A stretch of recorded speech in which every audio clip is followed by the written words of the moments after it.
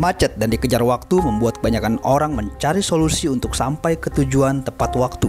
Di saat menggunakan transportasi massal tidak memungkinkan karena harus menunggu penumpang lainnya dan harus berhenti di beberapa tempat, taksi online merupakan solusinya.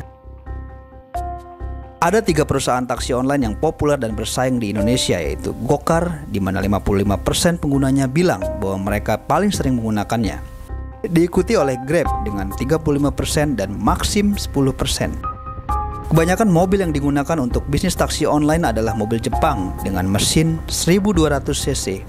Ini karena harganya terjangkau dan biaya perawatannya juga murah. Rata-rata, harga untuk membeli mobil untuk didaftarkan taksi online di Indonesia berkisar 150 juta rupiah. Beberapa pengemudi menggunakan mobilnya sendiri untuk membawa penumpang. Halo, nama saya Rulian Deseverdiansyah, umur saya 24 tahun dan saya belum menikah. Saya bergabung sebagai driver taksi online di aplikasi Gokar. Saya memakai mobil bermerek Datsun 1200 cc buatan dari Jepang. Kenapa saya pakai Datsun ini? Karena Datsun ini mobil yang irit dan nyaman buat taksi online. Kapasitas muatannya bisa sampai 5 atau 6 orang yang saya jemput. Pendapatan saya satu hari bisa sampai 700 ribuan, dipotong dengan komisi, bensin, makan, dan lain-lain. Saya hanya memegang bersih sekitar 350 ribu. Kenapa saya memilih menjadi driver taksi online? Karena saya lebih bebas mengatur waktu dan semakin banyak saya bekerja, semakin banyak saya mendapatkan uang, mendapatkan komisi. Tapi kadang-kadang karena jalanan Jakarta macet, saya suka di-cancel sama customer. Itu kendala saya. Banyak orang-orang di Indonesia yang mengajukan kredit kepada bank-bank nasional maupun kepada perusahaan keuangan tanpa jaminan untuk membelinya. Hanya dengan membayar down payment, mereka sudah bisa membawa pulang mobil baru dari dealer. Rata-rata cicilan yang mereka ambil adalah dengan membayarkan 30% down payment dari harga mobil dan mencicil dengan tenor 3-5 tahun.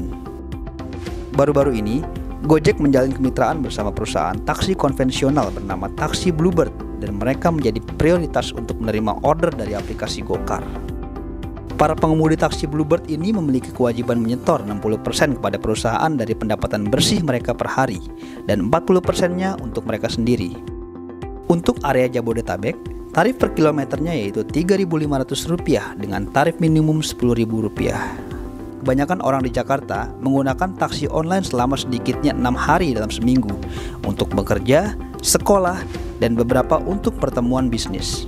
Biaya rata-rata penggunaan taksi online dalam satu kali perjalanan di Jakarta berkisar Rp40.000 sampai Rp80.000. Cara pembayaran taksi online dapat dilakukan dengan uang tunai atau dengan uang elektronik. Penggunaan layanan taksi online mencapai puncaknya terutama pada akhir pekan. Meski banyak orang Indonesia yang memiliki kendaraan pribadi, mereka lebih menyukai ini untuk menghindari kelelahan menyetir dan tidak ribet mencari tempat parkir kendaraan mereka. Kebanyakan pengguna aplikasi melaporkan bahwa mereka menggunakan Gokar ke tempat-tempat sosial seperti mall dan tempat rekreasi untuk tujuan hangout. Keberhasilan aplikasi taksi digital sangat bergantung pada kepemilikan smartphone. Dan banyaknya jumlah pengguna smartphone mencapai 160 juta orang atau 89% dari total penduduk Indonesia. Penggunaan taksi online ini memberikan kenyamanan tersendiri bagi penumpangnya, diantaranya tarif yang tetap. Di samping itu, mereka dapat mengajak rekannya untuk join dalam pembayaran dengan rekan lainnya, dan juga kemudahan akses jalan tol yang mempercepat sampai ke tempat tujuan.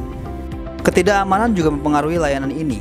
Di tempat-tempat tertentu dan waktu tertentu kemungkinan besar pembajakan mobil atau perampokan bersenjata menargetkan pengemudi dan pengguna atau pelanggan taksi online.